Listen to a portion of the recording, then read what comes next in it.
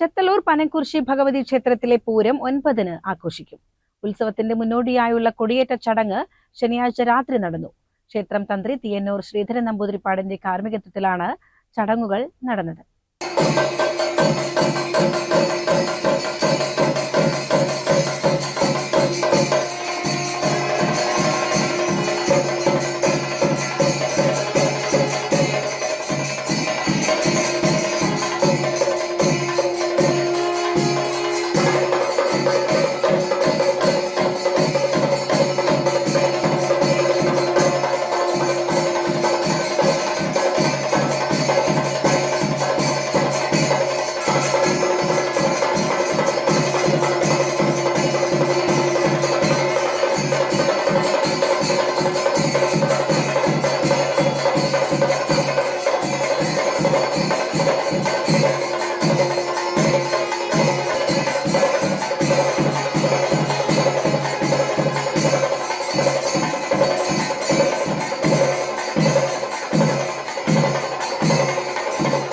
കൊടിയേറ്റത്തിനു ശേഷം തായമ്പകയും മുന്നോടിയായി രാവിലെ ആറാട്ട് എഴുന്നള്ളിപ്പ്, മേളം, ഓട്ടൻതുള്ളൽ, നൃത്തശില്പം, തിരുവാതിരക്കളി, പ്രസാദൂട്ട് എന്നിവയുണ്ടായി. പുറപ്പാടു കഴിഞ്ഞ് 3-ാം ദിവസം രാത്രിയാണ് ഇവിടെ ഉത്സവ കൊടിയേറ്റ് നടക്കുന്നത്.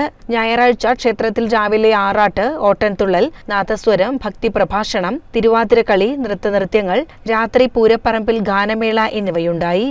തിങ്കളാഴ്ച രാത്രി നാടൻപാട്ടും, ചൊവ്വാഴ്ചയാണ് ക്ഷേത്രത്തിൽ വലിയാറാട്ട് നടക്കുക. രാവിലെ പഞ്ചാരിമേളത്തോടെ ആറാട്ടെഴുന്നള്ളിപ്പും, ഓട്ടൻതുള്ളൽ എന്നിവയുണ്ടാകും.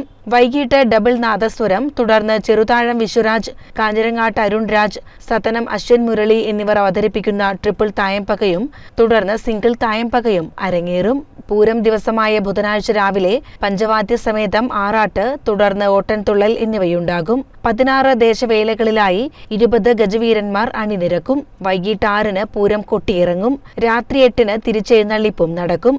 തുടർന്ന് കോബ്ര രാജേഷ് നയിക്കുന്ന കോമഡി ഷോയും ഉണ്ടാകും. CCN ചെത്തല്ലൂർ.